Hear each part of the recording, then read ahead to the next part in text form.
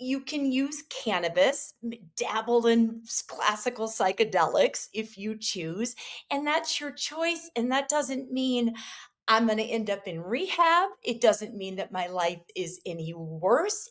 On the contrary, my life is far better. I'm far more productive when I'm able to practice and drop into those flow states. The amount of work I can get done in a day when it comes to building process and procedure and dialing in systems that help scale and grow a company is because I love sex and drugs. And I think that if we don't lead by example and start putting it out there that maybe alcohol and our SSRIs and our dependence on pharmaceutical drugs wasn't the answer, but that we need more of us saying that there's another way forward.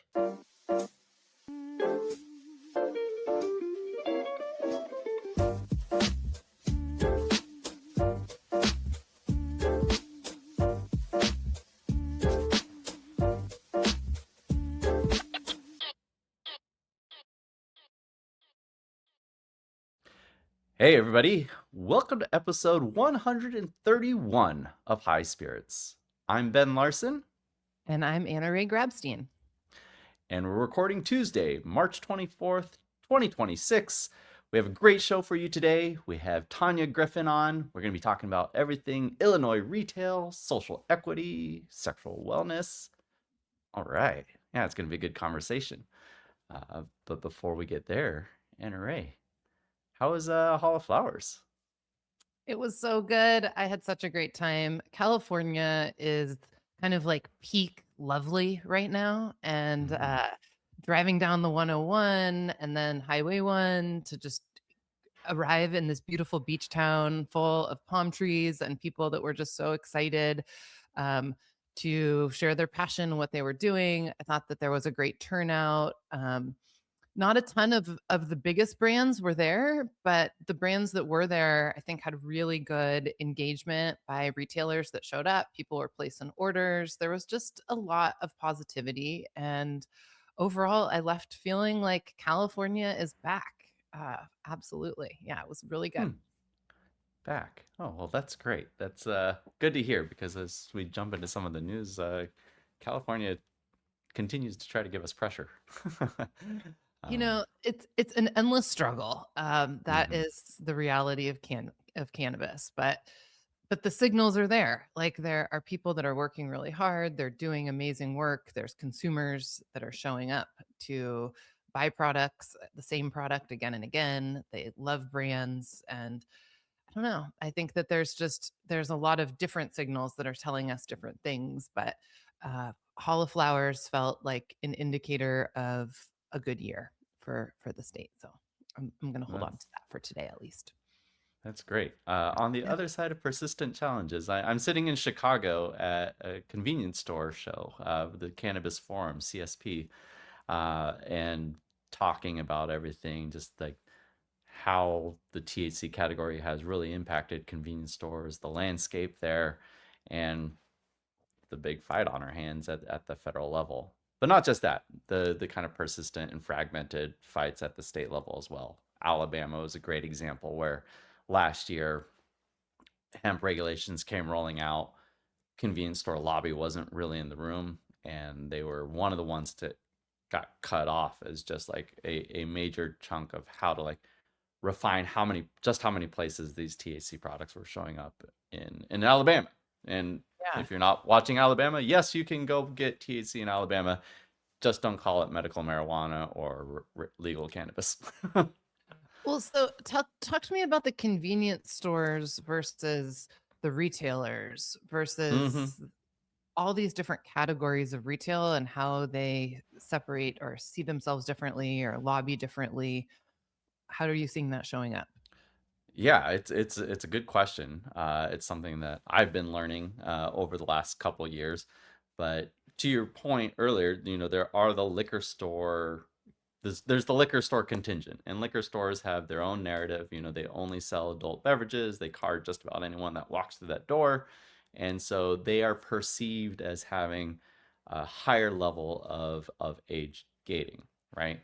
And now, kind of like mm, like broader beyond that is grocery and then convenience store. Grocery is obvious, like major grocery stores. This I think does include the superstores like Target and Walmart, where they have grocery and then like clothing as well.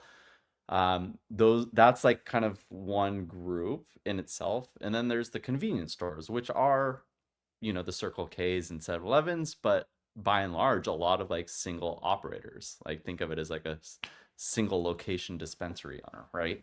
And that's interesting because there's over 100,000 of them around the US, and it's actually one of the biggest lobbies in the US. And so it's this interesting dynamic where they have a very loud voice. They represent a lot of constituents. But when you're talking to regulators, it's like sometimes when you have something like a big category like that, it's easy for the regulators to be like, oh, well, let's exclude them. And that takes, the number of access points from 3,500 down to 1,000. And, Mm. that's not great for industry, but it's great for the regulators who want to keep it in a box. So it's a, Isn't it's a it true challenging that the conversation. isn't it true that the convenience store association created their own age gating or age verification tool that's Yeah. now deployed across the countries? Yeah. It's a program called True Age. There's a lot of operators in space that get to use it for free, and it's a self-built, you know, pretty foolproof like software. And the big talking point here is they check more people daily than TSA. And so it's something that is very broad and highly effective. And, through some pretty straightforward regulations, you could just mandate the use of True Age when it comes to these products, and you would have pretty tight controls on everything. So, I think it's really important for these different groups, whether they want to support it or not, to be very much engaged in the conversation so they can know the pain points of the legislators, the regulators, the operators, and know how to kind of navigate those conversations. Because what I can tell by talking to singular operators, sometimes representing 1,500 stores, that they are very much kind of green to the space, right? There's a lot of education still to be done. Sure. I think though this point about age verification is so relevant to what we are talking about within the kind of future evolution of cannabis access, Hmm. because the regulated market has created these dispensaries, and we're going to be talking about dispensaries today with Tanya. And a big part of that is about kind of making sure that these products are only going to adults. But there's actually a lot of places in our culture that have been effectively doing age verification and age gating of adult products for a really long time. And so learning from uh, those existing businesses, but also looking at those as potential access points, I think is something that's exciting and opportunistic and interesting to explore. Yeah. I mean, the thing I'm most excited about with the convenience store channel is that moment of discovery, right? It's something that we very much lack in cannabis because of how tightly it's been controlled. People generally just don't just stumble into a dispensary. We also are not, in most states, consuming it on site in restaurants and in other places or venues like music venues, like we're seeing kind of those deals be spun up.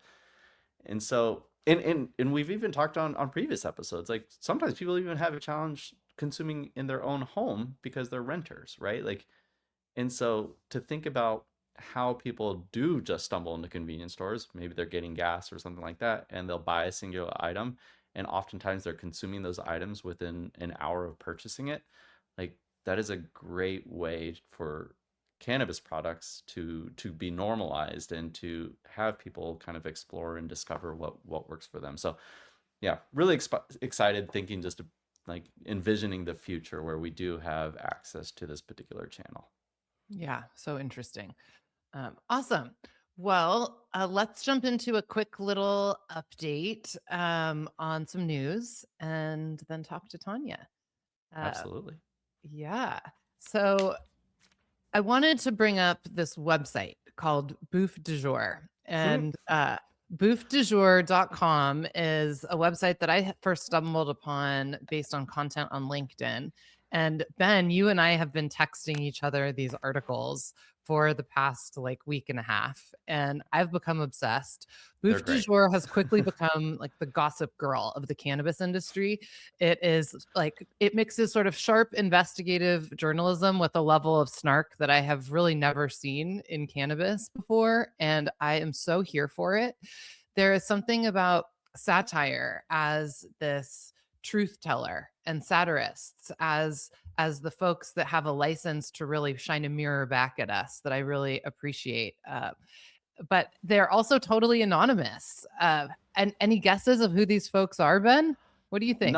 I've been trying to figure it out, and just when I think I have a beat on it, they'll come out with a post that kind of like throws me off their scent. And like their most recent one is an example of it. They had this headline that says, Ohio protects children by replacing weed drinks with alcohol that tastes like recess."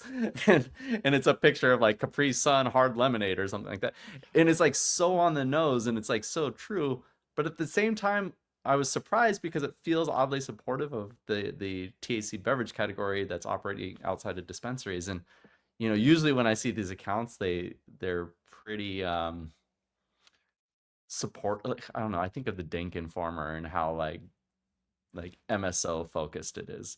But this seems like anything's game. You don't really know what they're coming at, but they're just truth tellers, and maybe that's it. Maybe they're looking from the outside and just like calling balls and strikes. But I'm here for it. Yeah. Me too. And I need more of it. So Bouffe du Jour, if you're listening, thank you. Thank you for making us laugh in the face of things that feel very challenging sometimes. And we encourage everyone to go check it out and just Yeah, and a if little you bit of become levity. if you become the target of one of their posts, like you're either gonna you either step up and just like laugh at yourself and be like, yeah, it's true, or B, like take a hard look in the mirror and realize that maybe there's a point to it, right? And I think it's a good way to kind of clean us up a little bit, make us a little button us up a little bit more. Absolutely. Broadly, like in politics, I think that that Al Franken was a great example of someone that transitioned from comedy to politics, and Mm-hmm. he got Me Too'd, and it didn't end well for poor Al Franken, but I think that there is this level of sometimes it starts with comedy, but it's just that we need to hear it in a way that can make us laugh in order for us to get out of denial about what's so obvious and right in front of us. Yeah. Um, so, um, Yeah, good one. I like well, it. in terms of getting out of denial, another piece of news that I think is actually very optimistic is about Georgia. Georgia is looking to finally expand their medical program. The legislature has sent a bill to Governor Brian Kemp that expands the medical program by expanding it beyond the quote low THC oil, which is capped at 5%, and to allow vaping. And the bill passed through the House in Georgia 144 to 21. So it Wow. was like a slam dunk. And I think that is the interesting signal here. And it isn't signed into law by the governor yet. We don't really know what's going to happen. But the fact that a conservative state like Georgia is looking to finally create a real, actual pathway for products to exist in the state with such broad support from the House makes me think that Georgia might be joining the party soon. Yeah. It's funny. I've historically not been the biggest fan of conservative states and their cannabis policies, but I will say that the silver lining is, well, one, a lot of them have kind of accepted and created these open THC marketplaces through the hemp channel, but also, even though they started out very conservative on cannabis regulations, and Georgia will throw in Texas, for example, like this iterative progression of like more access and better rules instead of kind of this realm that, and not to segue too early, but like what we find ourselves doing in California, where the rules just get worse and worse over time instead of better. And so at least it's a positive trajectory for once. So congratulations to Georgia. Yes, yes. I will eat a peach flavored gummy this afternoon for everyone in Georgia. Yeah. Ben, take us to California. What's going on there? Oh man. Speaking of, we have Jackie Irwin, who is in her last session, proposing restrictive letters. So there's AB 2532, which is largely focused on making labeling a lot more restrictive in under the guise of not being attractive to children, amongst many other things. But it just simply feels like it's being overly restrictive when I think the biggest challenge in California is that the existing regulations aren't being enforced. And so, like, why add more rules if the current ones aren't even being enforced? It's like step one, do that. And then there's AB 2249, which is a direct assault on the beverage category. And so, what many of us know, especially in California, is that low dose beverages don't sell in dispensaries. And if you look at the numbers, in NRA, you did a great analysis coming out of Headset that 90% of beverages being sold in California dispensaries are greater than 10 milligrams, and 2249 is trying to cap beverages at 10 milligrams. And there's a whole host of reasons why that this just won't work. This will essentially kill every beverage brand in California.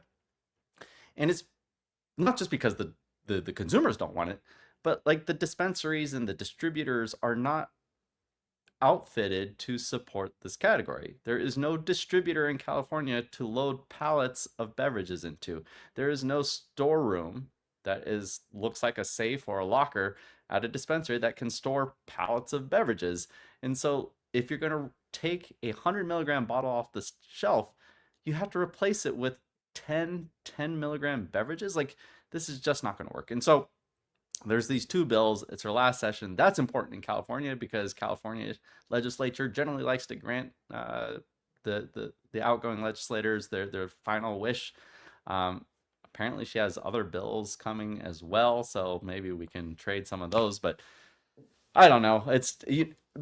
My biggest frustration is that there's been a lot of efforts we've been expending in other states, the federal government, and I thought California was like, it is what it was. Turns out that's not true, and then we're constantly have to trying to prevent ourselves from backsliding there as well. Yeah, it is, as you said, the weird, strange year of prohibitionists, and people Mm-hmm. like Jackie Irwin are trying to roll us back, and we're not going to let that happen. It is absolutely absurd, and even though she's leaning into marketing to children, the reality is that these high potency beverages, the last time I encountered someone drinking one was when I went to, and I mentioned on the show a couple weeks ago that I went to a living funeral of someone who's at the end of their life, who's a cancer patient, and that person was drinking a 100 milligram Uncle Arnie's beverage. And those are the people that are grabbing those beverages. It's not me. Mm, And it's not me for like a fun afternoon. So let's be serious and protect people's choice to choose products that are right for them. So let's absolutely. crush this, Jackie Irwin. And Jackie Irwin is also trying to protect kind of prolific and epic surf spots around California in a piece of legislation. So cool, give Sweet. her that.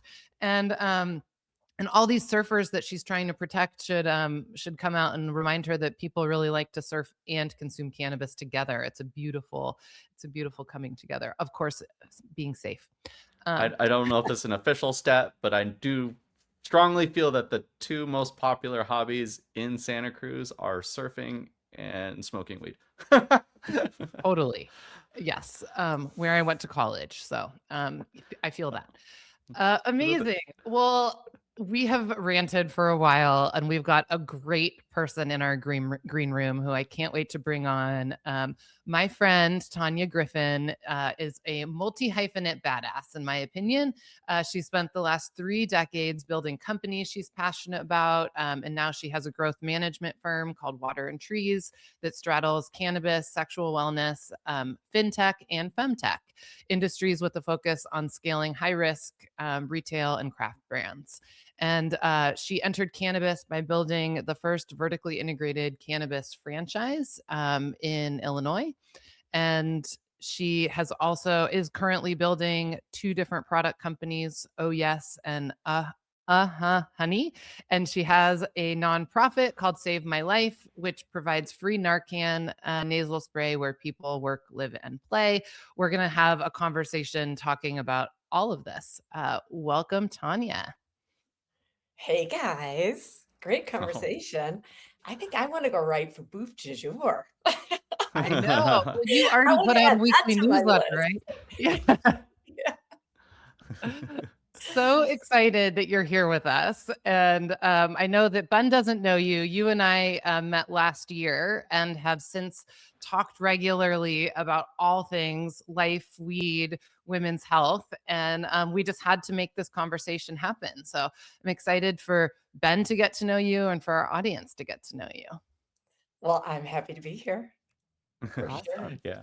I mean, the intro alone, I'm already slightly blushing. It's just like out of We nervousness haven't even about where gotten this is gonna go. started yet, Ben. Don't Yeah. blush yet. I'm gonna Well, blush saying the name of your company, I think.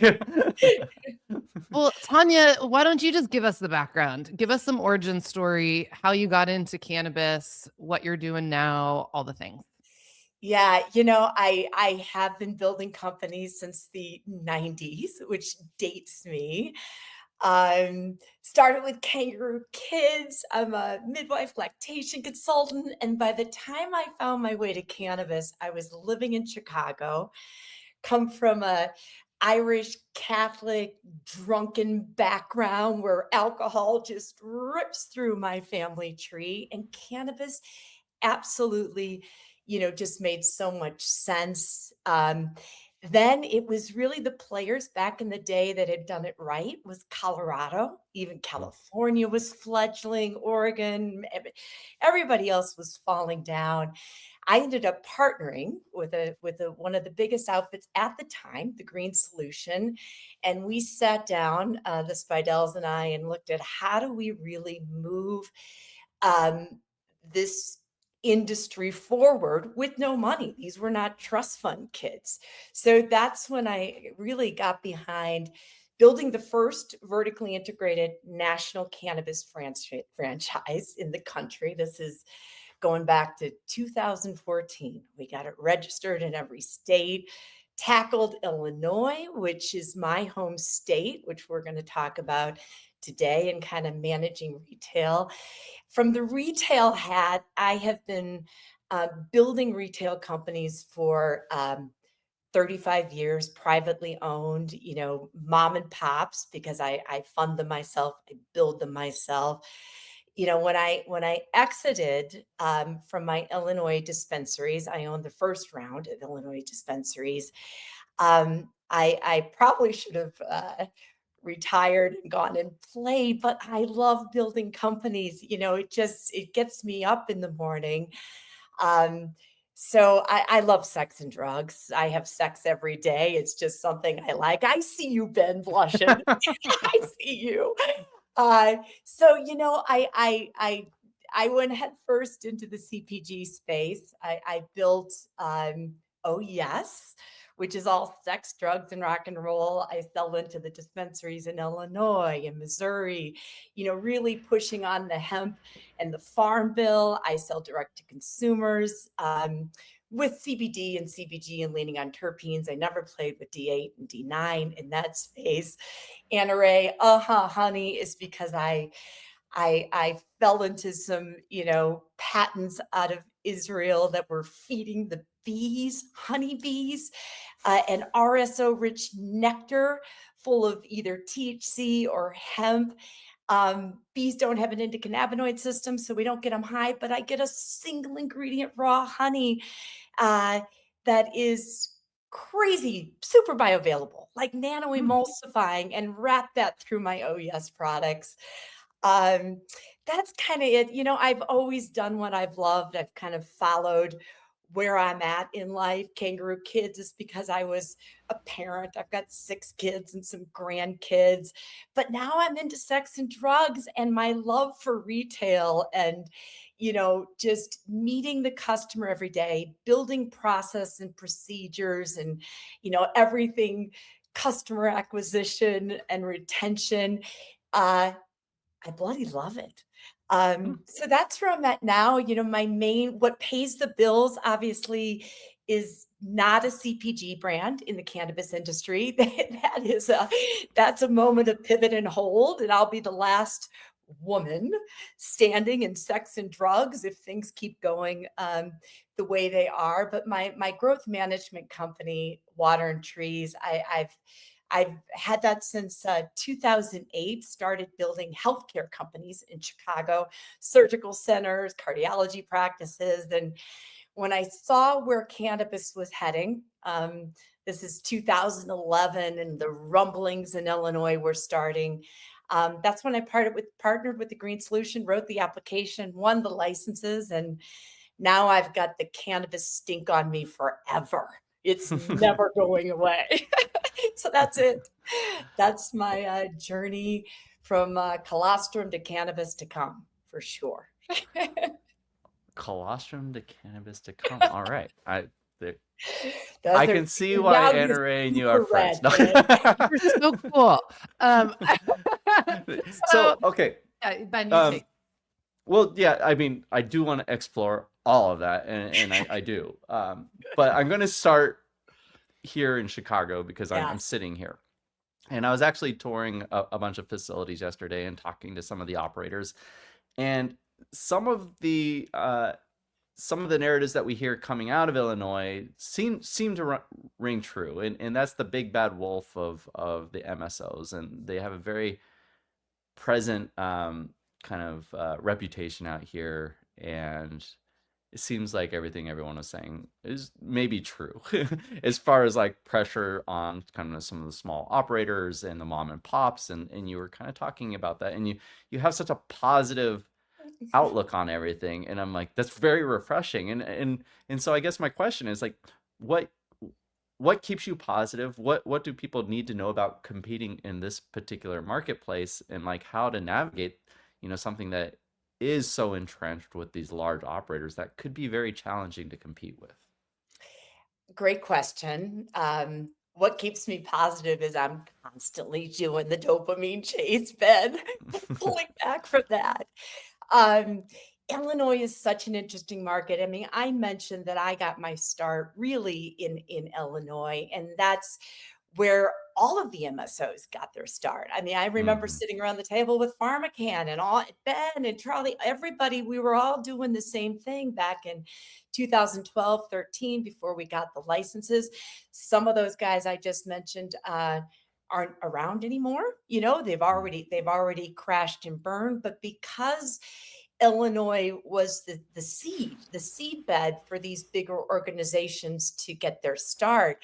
Now they're hunkering down and growing their roots. So Hmm. since I parted with the Green Solution, um, what Water and Trees is really focused on is helping build soup to nuts uh, dispensaries for what became the focus, which is social equity applicants. Now that's a hard lift Hmm. because you win the license because of some criteria, and we help them win them, but you don't have the expertise, the experience, and you certainly don't have the capital to do what it takes to make it in the Illinois market, which cannibalizes each other. What we're seeing right now in Illinois, we just saw the first lawsuit hit with X2 Vets. I think that hearing in Cook County is going to be in May. I think it's May 5th.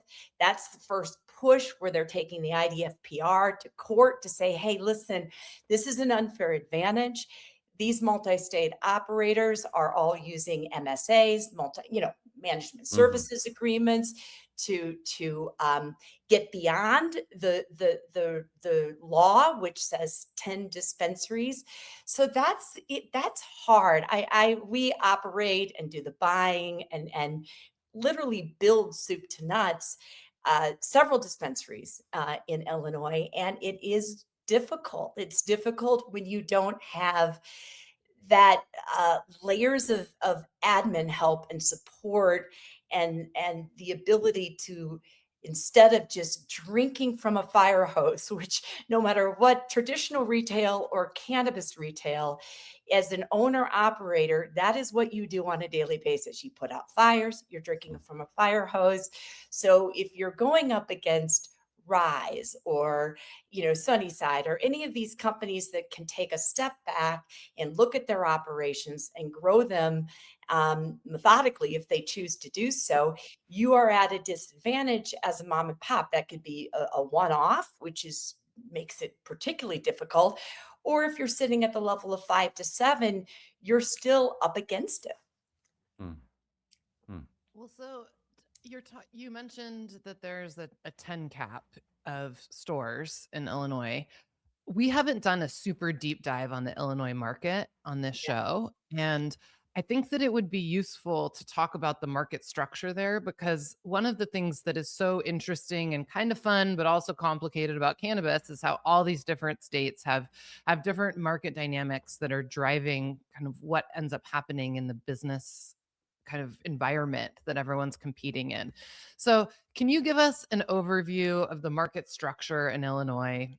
Who was supposed to win, who's actually winning, and how does the market work broadly? Yes, absolutely. The MSOs are winning. There's no doubt about it. They got their start there. They are well capitalized. Like I said, when you scale operations, you have some absolute advantages over the smaller mom and pops. What we're seeing most recently, like with the crash of PharmaCann and Verilife, where are those licenses going? There are rumors around that. We can look at Cresco using an MSA to become Upside, buying Cloud9. So we're watching in real time the consolidation happen. We're watching the smaller mom and pops, not necessarily social equity, because that's all a muddled mess, as you know, no matter which state that you're looking at.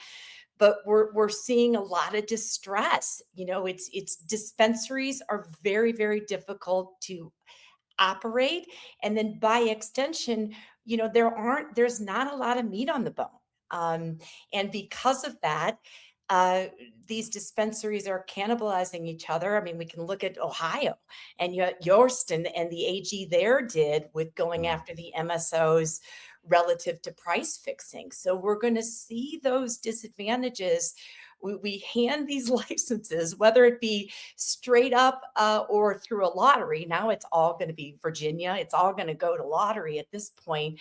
But it's social equity applicants that are winning these things, but they're not in a position to own and operate, Hmm.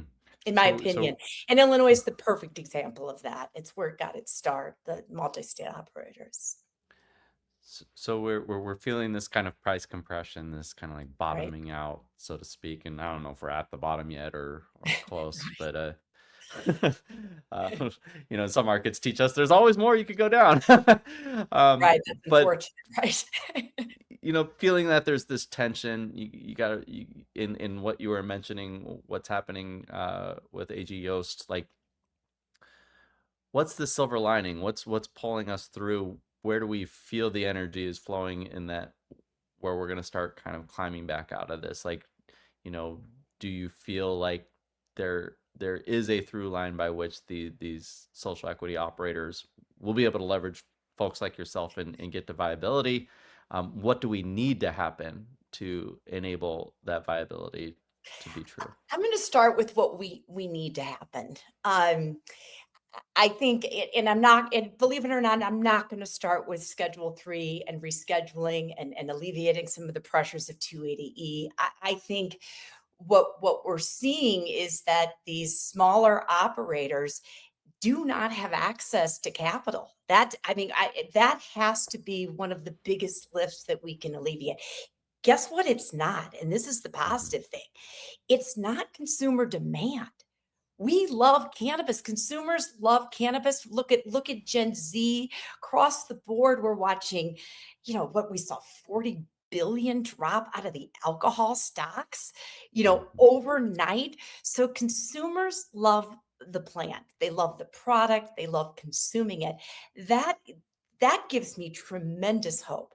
What we need to see is more support on the lending side. We need to see, the markets opening up. One of the big challenges, if you're a small mom and pop operator, you come into this without the experience you need. I mean, you can grab a consultant like myself or wrap yourself in a franchise. There's different ways to do it. But the problem remains nobody wants to lend you money without 2 years of successful operations. So there's Mhm. there's a lift right there. When I first started building retail companies in the 90s, I met Kangaroo Kids. I mean, I had a restaurant first, but by the time I was 24, maybe, I opened Kangaroo Kids.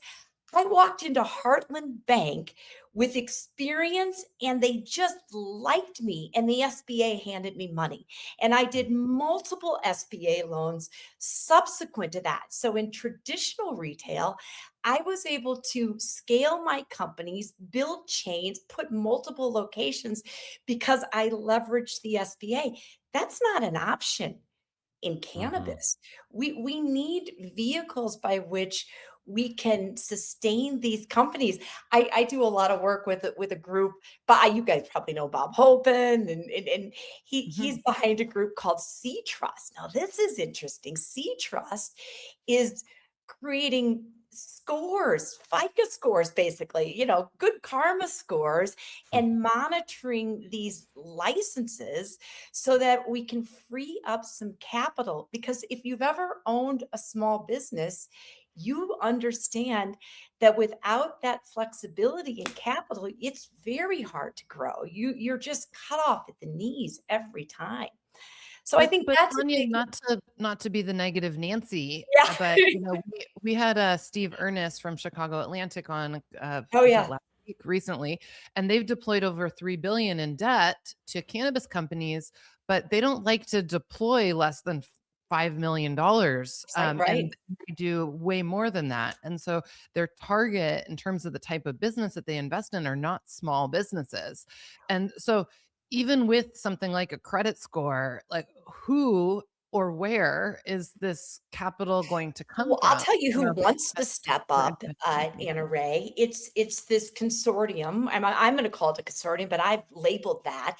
It's these cannabis-friendly financial institutions, and a lot of these guys are small or to medium-sized credit unions that get lending into cannabis. So there are places that we can go to free up capital, and you're talking about smaller pieces of this. A $500,000 revolving line of credit, and that can even be secured. It could even have be secured by property at 60 to 70% LTV. So there are ways to do this if we start looking at the industry as a credible industry and we start accepting these operators and give them a chance, because otherwise, how do you go head to head with GTI at this point? I mean, Yeah. it's so if I've got a small social equity mom and pop shop that I've opened up, and it's me against Ben Culver, who's going to win that battle? That's a Yeah. toughie. So Well, we've got to help this. just for clarity, you mentioned C Trust, and is that showing traction? Like, are banks actually looking at that as like a positive indicator for some? To my understanding, absolutely yes. Mm, They're building relationships with these financial institutions while talking to Chicago Atlantic. You know what I mean? So it's not that you can't look at the 6.6 billion in debt that's about to come to fruition here, while helping from like more of a SBA vantage point, these social equity and mom and pop applicants. Guys, remember what we've done here over, since when Illinois popped, I was able to be an owner of dispensaries because I was wait for it, a woman. I'm not kidding. That was one of the criteria. Now I got to have a misdemeanor. I got to live in the hood. All of these criterias that take it out of those things. And then we give these individuals a license, one golden ticket, but we force them to roll up into an MSO or to go get funding out in a high risk VC family, whatever that funding look like. Trust me, It's not pretty. There's a reason why I own all of my companies 100%, and that's because the challenges in this cannabis market right now, I need to stay lean, pivot, and when everybody else crashes, I want to be the last girl standing because it's tough out there and the debt you take on is ultimately going to eat you alive, especially as for social Well, so equity. then let's pivot and talk about not retail stuff. Let's talk Yeah. about other parts of you and what you're working on in your business reality. I think that one of the things that has been so fun in getting to know you is that you will talk about creating systems and prioritizing SOPs and also having sex every day in the same sentence. And so there's They go like hand this in hand. incredible there's like this incredible kind of like whoa, like here's a woman that seems to have it all and she is creating products that are aligned with her passion for drugs and sex and all these things like as women age. And I'd like you to talk about that a little bit more through whatever lens you think is appropriate. I'm going to start with stop shaming my sex and drugs. You guys spoke about it at the Living Wake. An individual with cancer chooses to drink a 100 milligram beverage. Here's where I stand on this. As long as I am not harming another person, let me be. Stop shaming my sex and drugs. And I am so out there on this because I think it's going to be my hill to die on. I write a newsletter every week, which is really me writing to myself in practice because no one reads anymore. But I but I do that because it is important to me to get it out there that you can be a female, a successful business owner. You can also have sex every day. You can use cannabis, dabble in classical psychedelics if you choose, and that's your choice. And that doesn't mean um, I'm going to end up in rehab. It doesn't mean that my life is any worse.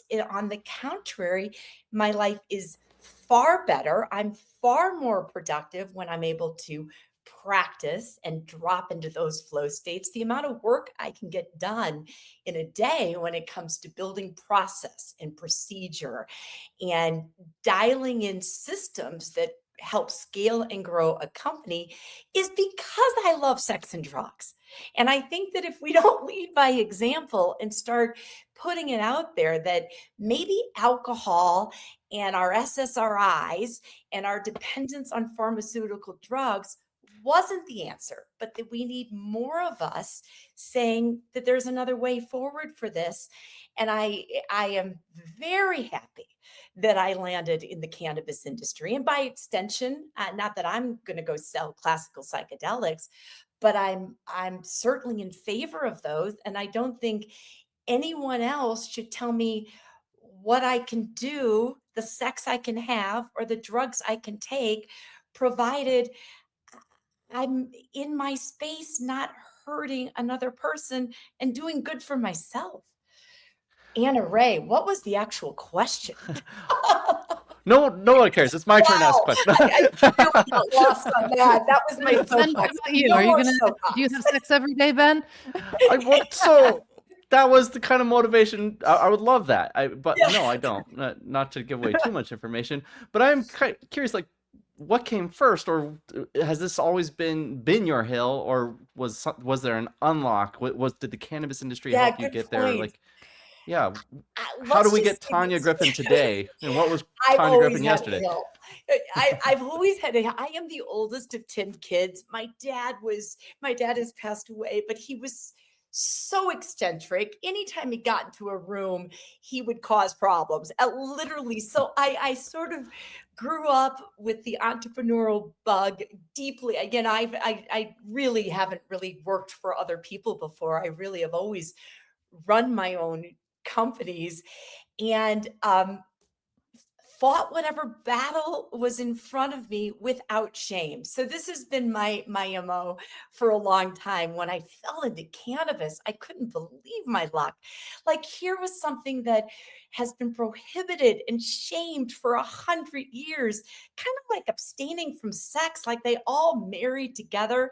And of course, I have a great love for rock and roll. So as soon as that hit, Ben, when all those things came together, it was pretty obvious to me the battles I was going to fight, and not to compare myself to Mr. Beast because I am so far from that, but I understand what it means to get out there and try to connect community while saying, listen, I'm gonna add value to your life. And if you choose to buy my lube, he's got chocolate, I got lube, so be it. That to me is where um, we're heading. I think consumers with this ability to look under the hood, to instantly know who the owner is, what they're doing, if they're authentic. I used to drive a Tesla. I drive a bike now. I mean, how quickly I had to sell that thing with the behavior of Elon Musk. So I think as we progressively, especially the younger generation, continue to make decisions based on the authenticity and the credibility of these owners, and decide with their pocketbooks where things are going, we as owners and operators, we need to behave differently and accommodate that. Yeah. And I love that space. I want to be accountable in that respect, whether I'm building dispensaries, or throwing lube out into the market. I want to talk a little bit more about the lube. So excuse me, Let's Anna go, Ray. baby. But no, I think not just myself. I think our audience is probably interested in just knowing, like, more specifically, drilling down into this overlap between sex and cannabis, and how you perceive it in some of the products, and just talk about, yeah, how you've incorporated into that kind of intersection of the two. Any of your listeners who have had sex while using cannabis, we don't need to go back to the 30s and the reefer madness and lack up your white men and they're going to become sexual freaks. The fact that sex and drugs, particularly cannabis, and I will argue classical psychedelics, whether that's psilocybin or LSD or MDMA, these things go very, very well together. When I looked at the market back in 2020, when I started oh yes, I was just shocked that nobody had taken advantage of this marriage between sex and drugs. Now there is a problem here in that we globally are choosing to have less sex. I would like to change that. I think sex is one of the few things we've got in as the world burns down around us. The fact that I get to have sex every day and throw down several orgasms is a win for me. The lube, Ben, my best product, the product that I use daily is my FDA cleared product, my unplugged silicone lube. Now, of course, I've got all of my lubes are for edible sex play. So it's not like there's a magic potion in THC or CBD or CBG or even the terpenes. This is what it's about. It's about showing up and staying present. So going down is my oral sex elixir. It's not that I'm going to guarantee poor Anna Ray an orgasm here. It's that she's going to show up and have sex. You, Ben, can have your orgasm all day long. Women struggle. We get this clutter and this noise in our head. And the challenge for us is really about showing up.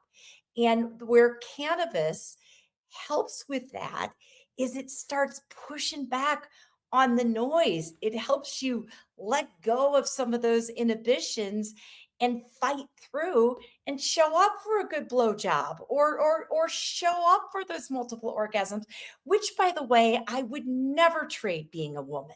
We have it so good. I mean, single session, multiple orgasms, Ben. You're getting old. So you may pull off Hey.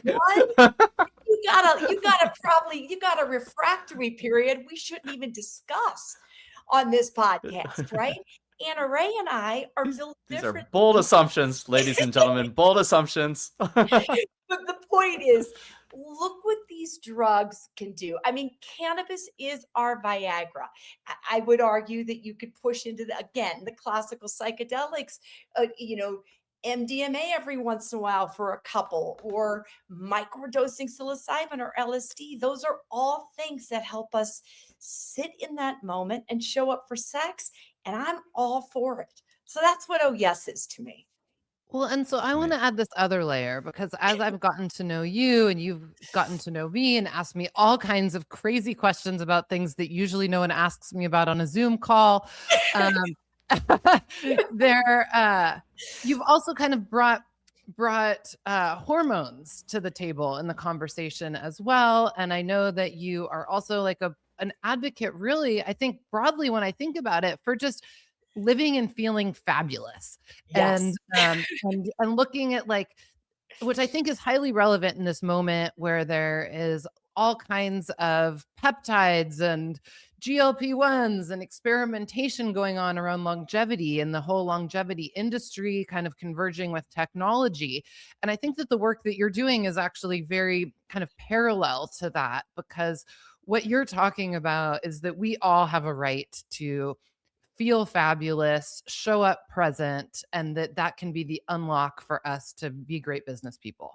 And that's just has been really inspiring in getting to know you. So I I appreciate it, but I also think that broadly that it's highly aligned, Ben, with what we talk about all the time, which is how authenticity, being present, taking care of ourselves is Mhm. the unlock. And Tanya kind of just embodies this in every way. I just want to bottle it up. Fully, fully. So Well, Anna it's Ray, been so fun to get to talk about this you stuff. know that my interest and I've done a lot of work over the last 4 years in the femtech space, and where that excites me, and I built femtech and regtech software for Safe Harbor. All of that was part of my journey. So the tech side of this industry of cannabis is super important for me. So I'm in the early stages with WeFlowYo, and this is what you and I often talk about because we're navigating a shift in hormones as women do, and the fact that there has not been a legitimate or fair focus on women's health up until very recently. We could say the late 90s, we just sort of slightly shifted our focus, and we're just now recognizing that this femtech space means something. So, my passion around helping others hit that bliss and dial in longevity is with WeFlowYo. It's about we must start understanding where we sit and take responsibility for our own health and our own happiness. And that comes, I believe, with tracking the application, the dosing, the timing of the drugs we take. Now, of course, that can be prescription drugs.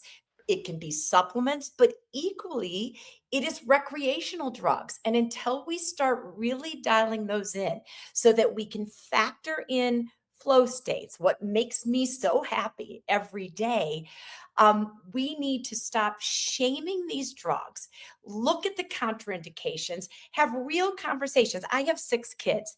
They have and I am very open with my kids. So we talk about sex. They don't like that part, but we talk about drugs. They're all open there. They earmuff it on the sex part. You don't want to talk to your mom about sex.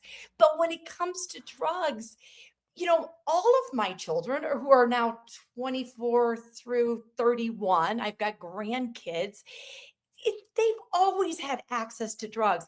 We have to remember that we have a very robust black market. Access to LSD, cocaine, heroin, cannabis on the black market. These drugs are not hard to come by. What's missing is the conversation about them. I mean, if you want to know why I started Save My Life 10 years ago, giving out free Narcan all over Illinois, it's because we're making huge mistakes in prohibiting and shaming these drugs when we need to be talking about them. That's how we keep our kids safe. That's how we demystify and we bifurcate these drugs. I mean, fentanyl should not be in the same bucket as cannabis. Heroin doesn't get to get in the same bucket as psilocybin, and yet when it hits the masses, we throw them all into the same place. We, juggle them up, and then everything becomes a gateway drug. You and I, we on this call know better. Those of us in this industry know better. But how come everybody's so afraid to have the conversation? Guess who's not? Our booth boys, booth du jour. We need to use humor and be clever and stop shaming these things, whether it's sex or drugs. Both have very, very positive attributes. I think. Listen, I'm old, and I indulge in both happily while building companies, and all day long. It's a good thing. By the way, I do yoga and I run too, and I fit in a couple of orgasms a day. This could be you. So, sex, yoga, rock and roll, launching brands, advisory, advocacy, education, like 6 kids. Well, the I kids love don't this. live with me anymore. No spare bedroom. Ben, that's the trick No, on the see, 6 kids. not a hotel. Got it. Right. But I like this term Anna Ray used, the multi-hyphenate founder, right? Like, and this is omni hyphenate. You have so much passion and drive, and through this conversation, I think I might know some of the answers to this, but like, how do you keep that passion when you are following it and it leads you in so many directions and launching new products and, tending to your family and to your hobbies? Like, how do you keep your head on straight? Like how do you keep centered Oh, and God, motivated? because when you love what you're doing, there's always enough time in the day. And I mean that. If you really think about I think it's Abe Lincoln that does the parable of, sawing down the tree. You need to spend 4 hours sharpening the knife, 2 hours sawing down the tree.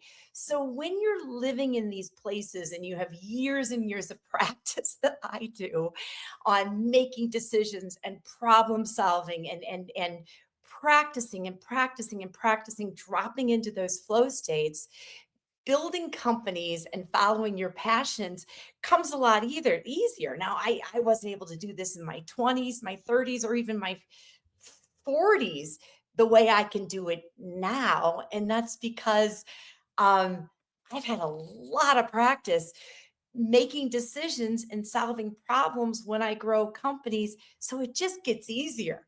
And then you just want to go after it. Then you just want to keep solving those problems. So I think it's really passion is the Yeah. driving force to get some of this stuff done. You just can't look away. But you've never come close to like burnout. I have not. Wow. And that, Ben, that doesn't mean I haven't hit rock bottom. I mean, I have obviously had negative money in my bank account. I mean, Mm. so it has nothing to do with crashing and burning. It has to do again with passion and learning how to pick yourself back up, learn from your mistakes, which I've had so many, and keep hitting it. Guess the orgasms don't hurt. Literally keep Yeah. hitting it. Yeah, I'm just well, gonna so say, I think the key here is sex every day. it To my exists yeah. because if you have sex every day, the amount of like confidence and kind of that dopamine, it's like you never actually feel like a loser, right? Like you're not Don't really ever feel losing, like a loser. never losing. Exactly. Oh my gosh, Tanya. I mean, everyone should reach out to Tanya and just talk with her because she's the best. Come on, baby. She gives the greatest Zoom also of Listen, read all my time. newsletter. I have a new series coming out in the morning. Trippy Travel for Two. This one's a good one. I'm going to take you on some of my road trips. And what we Yes. talk about is how to have more sex and do more drugs on your road trips. Amazing. Well, so it is the end of the hour, so it's time for our last call. So Oh, Tanya, what is your final message for our listeners? Advice, call to action, closing thought. I'm going to have to go with peace and love here. The world is burning. Grab onto a partner, try to have some partnered sex. Do not be ashamed of your sex, your drugs, and we can do this. We can do this collectively. This is my last statement on our cannabis industry, which you and Ben and I are so much a part of. We got this. We're going to have to start working together, stop fighting each other, and go build these things and stop cannibalizing each other. There is enough to go around. The consumers have spoken, young to old. We have decided that we like cannabis, and we're starting to decide that we may even like classical psychedelics. So, understanding where the consumers sit, we as the business owners need to show up and share the love. Peace and love. Oh, I love it. Peace and love. Tanya Griffin, founder of We Flow Yo, Water and Oh, Trees. yo. Oh, yes. Honey. And the list goes on and on. I feel like we could talk to you for hours. Thank you so much for spending the last hour with us. This is really great. Thank you, Ben. Bye, Anna Ray. I'll talk to you soon. Yes. Woo! All right. Are you feeling it? Yeah, this was awesome. I know you got to get home to your wife now. No, faster, I huh? know. I'm stuck in this hotel room with conference vibes downstairs. But what do you think, folks? Are you ready to go have more sex and consume more drugs and rock and roll? I hope so. And start businesses while you're doing it. Lots of businesses and kids. I mean, everything. If you've liked this episode, please stop, like, subscribe, share, do all the things. Leave us a review on Apple Podcasts or wherever you listen to your podcasts. Thank you to our teams at Vertosa and Wolf Meyer. Without you guys, we couldn't be doing this. And of course, our producer, Eric Rossetti. As always, folks, stay curious, stay informed, and keep your spirits high. Until next time, that's the show.